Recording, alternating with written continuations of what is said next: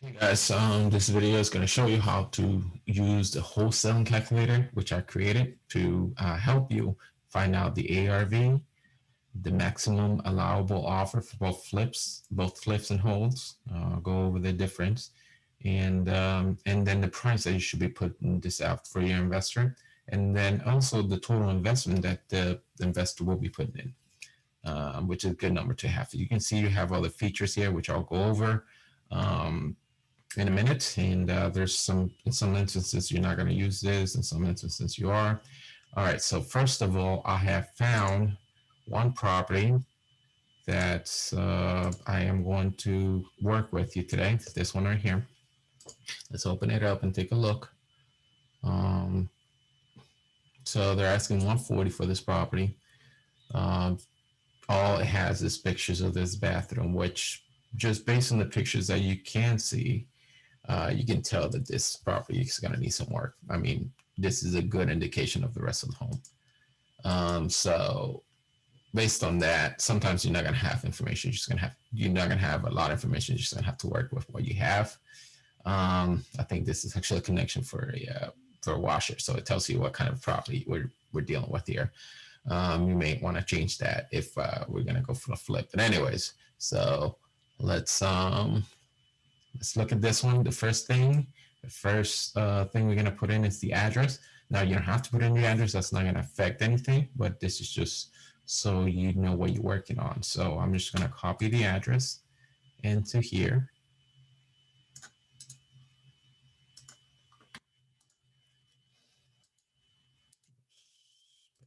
All right. All right. And then next step, so you notice anything that's in red is what you're going to fill in. All right. So anything in red.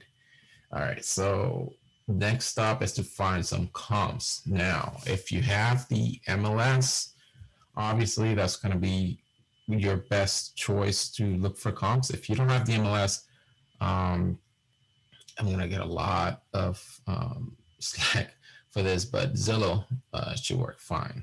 The only difference is that Zillow is not going to give you the live information the MLS is capable to give you.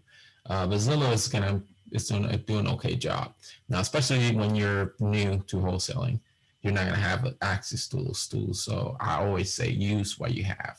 And you have Zillow. Zillow is free. It has the information.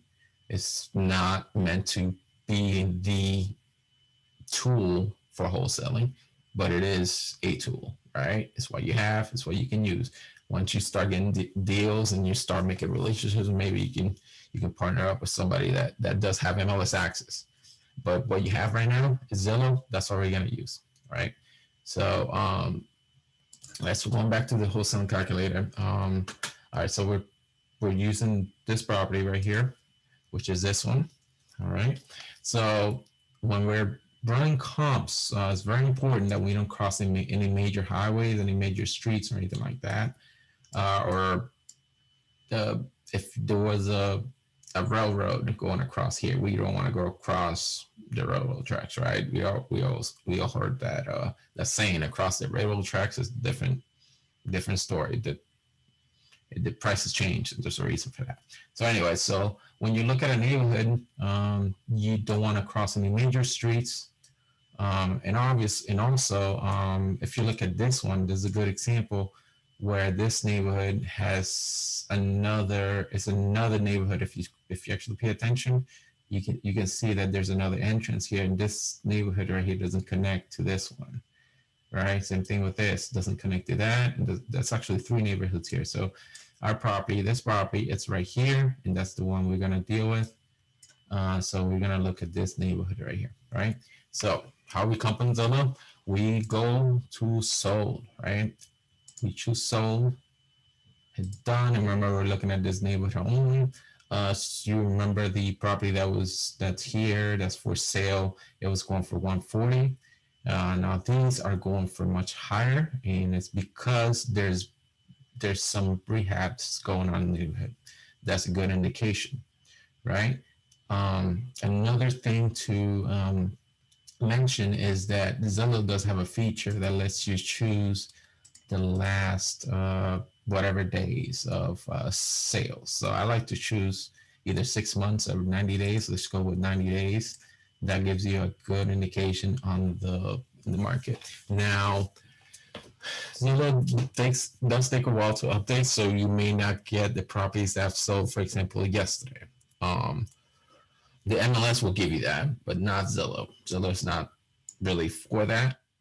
Zillow just, as they get information, they put it in here. So it's not going to be 100% updated, but again, this is what you have. This is meant for raw numbers only. And I want to keep saying that. This is for raw numbers only, right?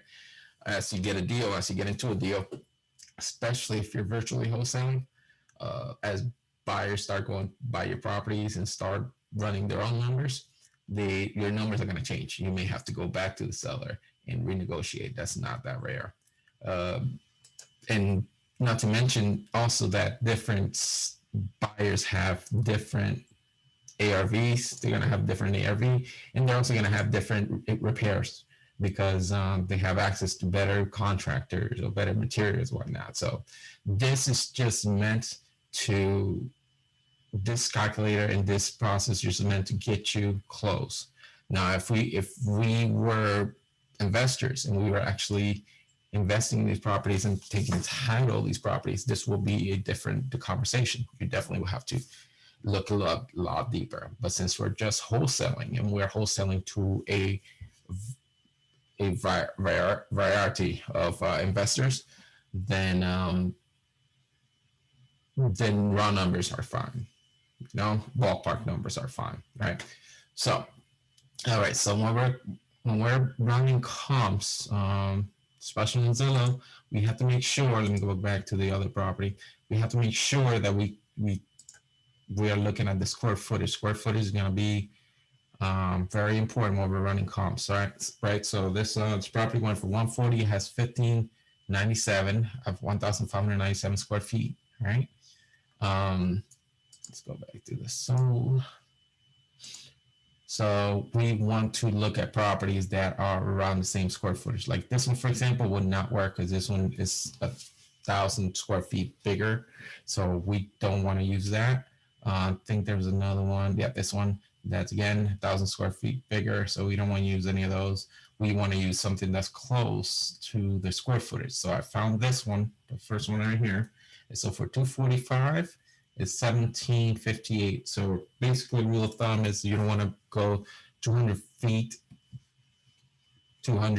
over the square footage or 200 feet under square footage. So, for example, this subject property is 1597, so we don't want to go over 1797 or go under 1397, right? If I did that math right.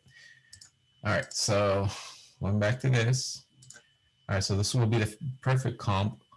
One thing to notice is that first of all, this one is not 200 feet bigger than our property, and also has 3 bedrooms, which our subject property does. That's another thing to notice. And I forgot to mention, it has 3 bedrooms. Now the baths, it's not rare that properties have a 1 bath. Most likely it's going to be converted to 2 because 3-2 sells. 3-2 sells better than a 3-1. They definitely have some square footage to do that in. So it's okay if we comp with a 3-2. All right. But what we don't want to do is comp with a 5-2 and we have a 3-2, if that makes any sense. We want to be as close as possible. So anyway, so we're comping with this one, we're running comps with this one, and this one is, we're look at the pictures. This is the home that was recently rehabbed. You can tell it has not been lived in. This just got fixed, and somebody is it's well, don't know about foreclosure, right? I don't know what the situation is there, but it's some property that somebody got. They put on the contract, and well, they bought it for much cheaper, and then they rehab, right? So this is a good property to use. Don't worry about that. I'm not sure what's going on there. It may be something else, but we can tell this property sold for the amount it's sold because it was a rehab.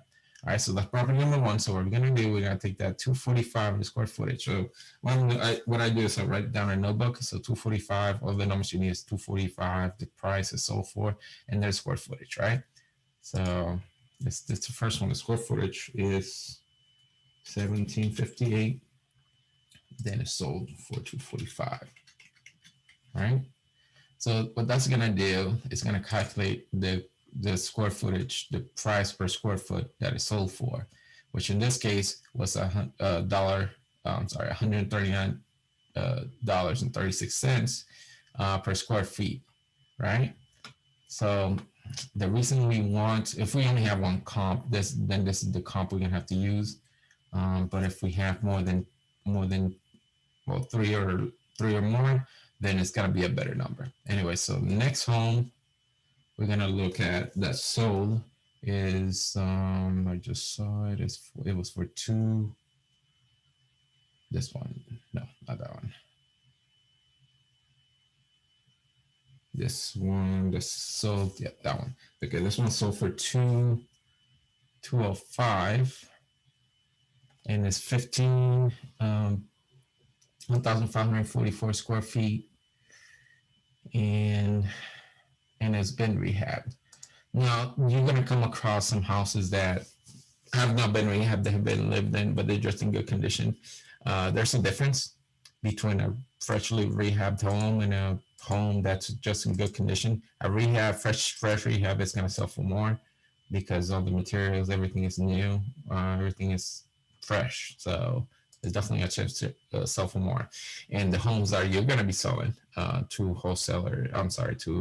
other investors are obviously gonna rehab. You're gonna may have some whole investors, obviously, but you're looking for those fresh rehabs because that's what you want to comp with your fresh rehabs. There's a home over here somewhere. I think it's this one where it's in good condition, but it's not a fresh rehab, so I didn't use it. As you can see, it's in an okay condition. It may have been rehab a few years ago, but it has been lived in since then. So it's not going to give you the best comp. And the reason why it's selling for less, right here, it's selling for less is because it's been lived in. So, and there may be some stuff that you can't see that needs to be fixed. Anyway, so that's number two. So 205, 1544. So that's what we're gonna put right here, 1544, and then so for 205. All right, so now you see the square footage on this. So what this is doing is giving you an average between the two. That's why I say three or more it's better because it gives you a better average. All right, so it's gonna give you an average of what your home should be selling for per square footage after repair. All right, so let's look at a third one, and let's go back here. Look at the third one, which will be, let me see, 17. That's too big, too small.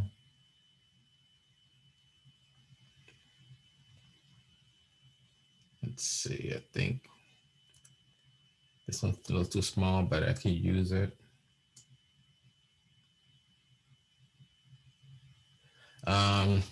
It's important to remember that it's best to use what you have.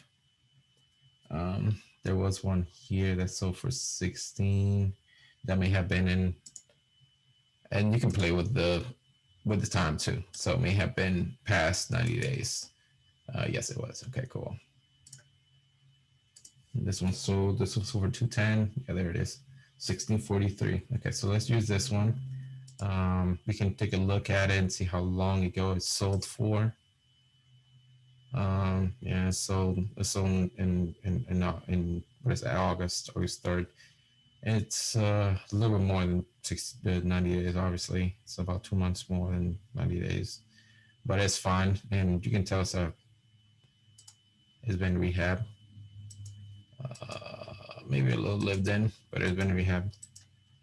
I can't tell actually if it's actually staged or if it's rehabbed. But anyway, so that's what we're gonna use, and it's the square footage is pretty close to our subject property, right? So we're gonna use that one at 210. That's our last one. So 1643 10. So now we have a average square footage of the property, average subject property. Again, raw numbers. We're looking for raw numbers. Doesn't mean that this is going to be the what it's going to sell for once it gets rehabbed, but it's a raw number, right? So now our subject property. Let's go back there. Subject property. Their square footage was 1597. So we're going to put this. We're going to put this 1597 right here. So what this is going to do, it's going to calculate the average square footage and times it by the square footage. I'm sorry, the average price per square footage, and going to times it. Going to time it. All right, so it gives us an estimated ARV for this property. So our property, or subject property, once it's fixed, is going to be worth around $212,000. Most likely will sell for that. Again, these are raw numbers, but that's what we're estimating is going to be once it sells. All right, so now we need that.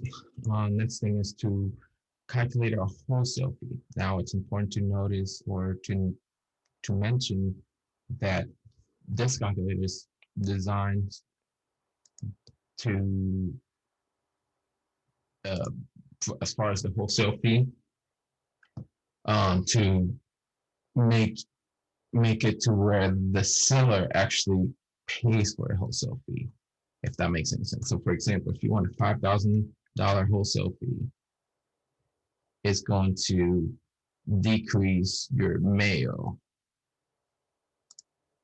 as you can see, which is maximum allowable offer. As you can see, if you want a bigger or a higher wholesaling fee, then your maximum allowable offer is going to go down. It's not going to charge the buyer. It's going to charge the seller, which means that if you want a bigger wholesaling fee, with this calculator at least, you have to negotiate a better deal, right? So let's just say $5,000 wholesaling fee. Just choose as an example. All right. So based on the comps that we found, we have an average price per square foot, and then we have the square footage of the property, which gives us the ARV, and we have this is definitely a preference, but we have $5,000 wholesaling fee, which from that it gives us an average maximum allowable offer. Now, actually, let me go down here because this is going to be very important. All right, so how did we get the maximum allowable offer? We got it from the ARV, and actually right here, I just jumped, so let me go back here. Right here, most wholesaling deals are going to be sold, or you're going to try to buy at 70%. Some people do try to buy at 75, 80, 85, or 90% sometimes, and if you get lucky, you can buy 65, 60, but usually 70%. So this calculator is meant to give you that discount, that wholesaling discount. So from the 212, 70%, it lands you at 149, right? So from there, it takes the repairs. Your repairs are based upon the type of property, the condition of the property, obviously. How do you figure out the condition of the property? This calculator, at least, is based upon this video by Investor Army, right? It's going to go through the A, B, C, D classes of properties. They have a Z, which is it's basically a property that you buy for land. So it's a tear down property. This calculator is not for that. Tear down, you're just going to go buy the land. Anyways, so you got to figure out based on this video which kind of property you have. So this property, looking at it, it's a C-class property. It's gonna need some work, right? So C-class properties are gonna cost about 40 $40, no, $25 per square foot. I'll explain to you what that is in a minute. $40 per square foot to fix. So we're gonna go to C-class property. Now, I did my research earlier, and I found out that this area was more of a flip area than a hold area, meaning that there's not a lot of renters in the area. Most people in the area are going to be owners. So for that reason, I'm just going to name it, well, I'm going to call it a flip, right? There's some areas where it's a mix, which it could be a flip and hold area where there is mostly owners and some people that do have some rentals. In that case, you're just going to use flip and hold. And if it's obviously a rental area where there's a lot of renters, you're going to use a hold area. Anyway, so this is a C-class property. It's a flip, right? Based upon the area where you're in. So based upon the square footage and the condition of the property, it's going to cost us just about $40,000 to rehab this property, right? So based on that, based on with the 70% discount, the wholesaling fee, and your repairs, it's going to give you a maximum allowable offer for a flip of $104,000. So that's the most you're going to offer the seller for this property, right? So in that case, I will probably start the negotiation at around 95 for this property, and not go over that's 104.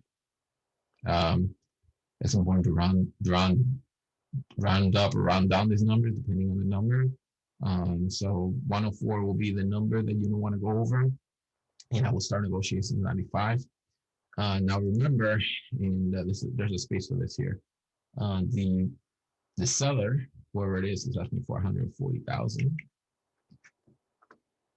but you're not going to go over that 104. Rarely is the asking price going to be the price that you actually get the property for. It's very rare. All right. So now, if this was a hold, this is the number. If it was a hold right here, right? This will be your maximum allowable offer.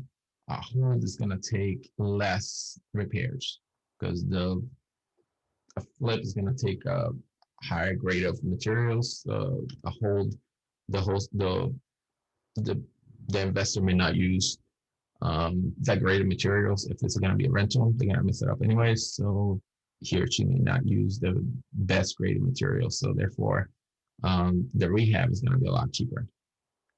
That's why the maximum allowable offer for a hold is going to be a little higher than a flip, right? Now, this either when you have a hold or a flip, it's not going to affect these numbers still going to show you, but it is going to affect the price that you're going to put it out to the investor. So if it's a flip, for example, the flip, you're going to put it out for at least this. What I would do, I would probably put it for like 120. So the investor will end up at this number after negotiations. When it's a flip for this particular home. And this number right here, it's kind of the total investment. That's the total investment to the end buyer, which will be this number, the number they're buying it for, plus repairs, right? Plus your repairs right here. So that's what this is. So if you want to see what the seller or I'm sorry, the buyer is actually making, and it will depend upon what they sell the property for, but we know the property is going to sell for after rehab. It's going to sell for around here, around 212. So if we take that 212 and we subtract 149, this rehabber should be making around $60,000 in this property, which is not a bad profit. So that's how we do a flip. Now with a hold, we have a little bit more steps to go. That's what this side is for. So if we were to switch it to a hold, let's just use for argument's sake for this one, that this one, I'm going to keep the same property. Let's just say that this in a renter's neighborhood, like I like to call it. You're going to use the same process as a flip as you did on this side, but there's some other steps right here, right? So we have the same thing going on. We already know what the price we're gonna put it out for is, or at least we're gonna at least this price so we can sell it right. We bought it right based on these numbers. We're gonna sell it right based on this number. All right. So for holds is gonna you're gonna have these numbers: the cap rate, which is the capitalization rate, right?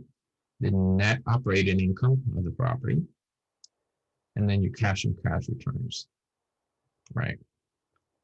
And these are good numbers to have when you know you have a hold. I mean, obviously, if the property is an obvious flip, you wouldn't put this on your marketing materials because this is just for holds. And if this property could go either way, you're gonna say on your marketing material that it could go either way, and this is what you expect the cap, the net operating income will be to be, and the cash and cash returns to be. So usually, most investors are more concerned about the cap rate. To use a rule of thumb, 15% cap rate is a great cap rate. The closer you can get to 50%, the better you are. It's not rare that you sell something for less than 10%. I would say a bad deal will be anything under 8% cap. All right.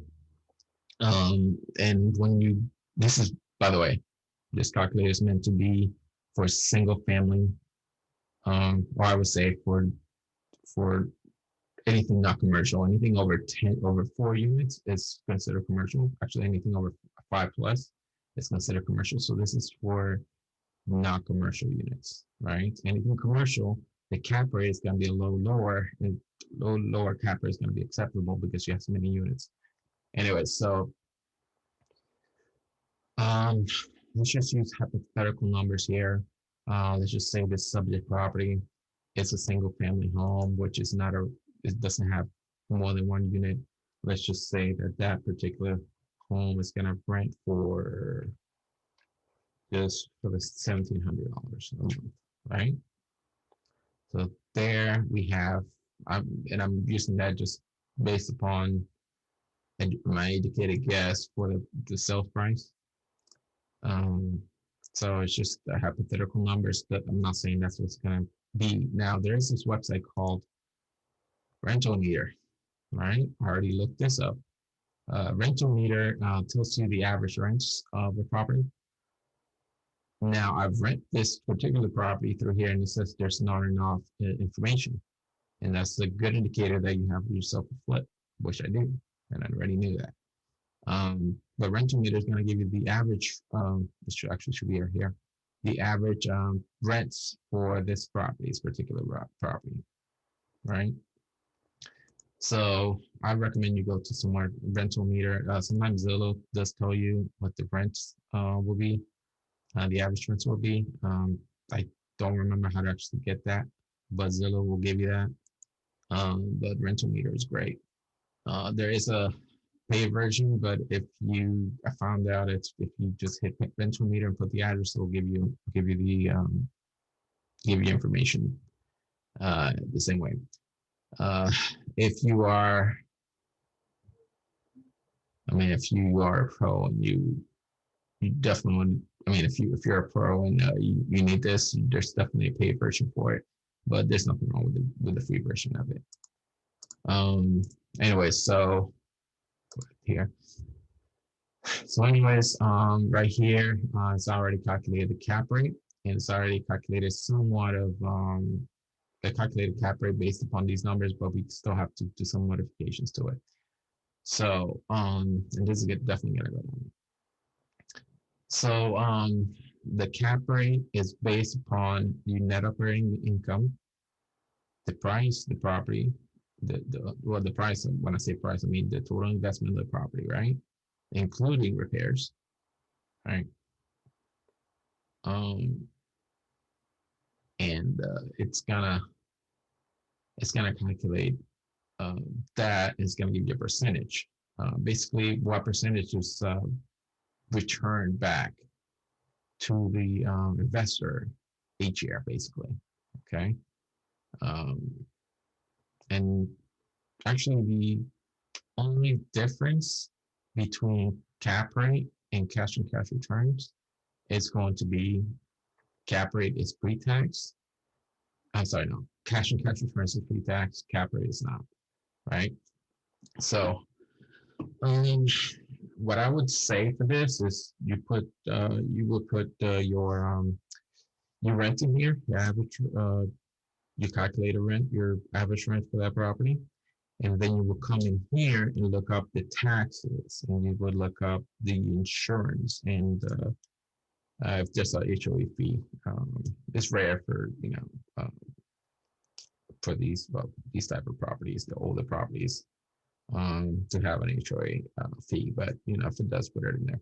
Anyway, so taxes. Good rule of thumb: taxes is 2%. Usually, again, raw numbers here, people.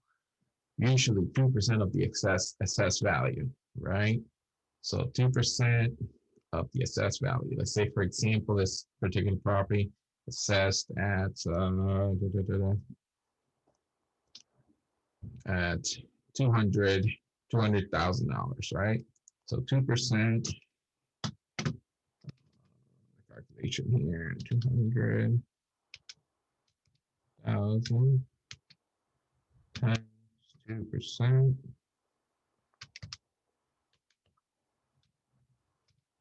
Second, doing calculation right now. 1 second, guys. 0.02. I was right. $4,000. So that will be your raw taxes, right? Again, raw numbers, right? The insurance for a property like this. Now I'm a licensed insurance agent, so I can tell this property will probably premium for this property. And this is just important to notice that right here is per month, right here is per year. So right here is the per year taxes, and it already calculates the monthly. And right here is the monthly, and automatically calculates the yearly, right? So right here per month, the insurance on its own probably be about $75 a month, about, right? And I don't think in this particular neighborhood there's going to be an HOA fee, so let's not worry about that. All right. So what this is going to do is going to calculate this expenses, right? The monthly expenses, and based on that, it's going to give you the income, right? Not operating income. So basically, what you're making on the property minus all the expenses, right? And this is going to give you the income per year. Anyway, so because we entered more information here, our cap rate has changed, which is it's really bad of a cap rate. Let's say this is gonna go for 18. I mean, there's a reason why these properties are not gonna rent, because it doesn't make sense sometimes to rent in these neighborhoods. Um, the well, just 0 would make a difference there.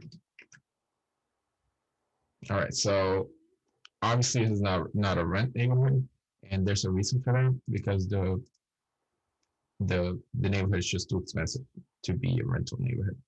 Um, Anything I would say in the rental neighborhoods are going to be under 150. They are under 150, but this is a flip neighborhood for a reason. So anyway, these numbers are not going to be great, but it's just kind of showing you what it's going to be. All right, so this is raw numbers calculator. So now if this was to be a flip, this would to be a hold, our cap rate will be 8.95%, which is not the greatest. I mean, the closest you are to 15, the better. I could have a whole seminar on cap rate, Um, I'm not gonna get into that, but as you can see, we can see that this cap rate is low for reasons because this is not the type of neighborhood um, that is gonna get a lot of renters because it's just too expensive, right? So we have that, and we're gonna have the cash and cash returns. So every year, our pre-tax, we're gonna get returned around 11% of our money. All right. Um, and there's a calculation that uh, how long will it take for us to get our money back? That's a calculation that we could do. But anyway, so that's gonna give you that. That's gonna give you the and this is a good picture of this property, right? And what we will be spending. We from this calculator, we know that this particular property is not a whole property. We can tell that this property is going to be around $200,000. This is all information you didn't have before, and it will depend upon the wholesale fee, um, how much we have to get this property for. Now, there's always sometimes that you'll be able to find out how much of a wholesale fee you can actually put in here, you can fit in there. Uh, because sometimes the wholesale fee, it doesn't make sense to have a bigger wholesale fee. Sometimes it doesn't make sense to have a bigger wholesale fee, and sometimes it does make sense to increase yourself and give yourself a raise. This calculator will let you know that. It just all will depend upon how much you want to negotiate and if you can negotiate, right? Because if I know I can't fit a $40,000 host, but again, an extra zero will make a world of difference. Oh, come on, need my extra zeros. Wishful thinking.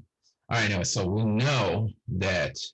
I mean, if you can negotiate it down to 65,000, right?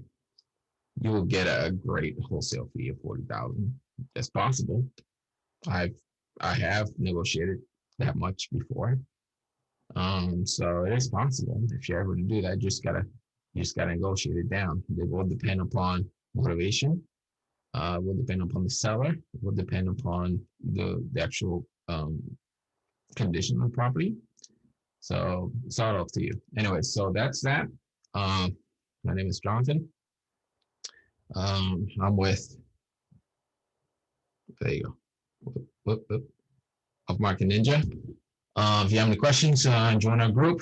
Real estate wholesalers, wholesaling real estate. That's our group. Make sure to subscribe to the bottom. If you have any questions, just let me know. That's all I got. I hope you enjoy the calculator, and I hope that I hope you. I wish you luck in your wholesaling journey. I apologize for my accent. Have a good day.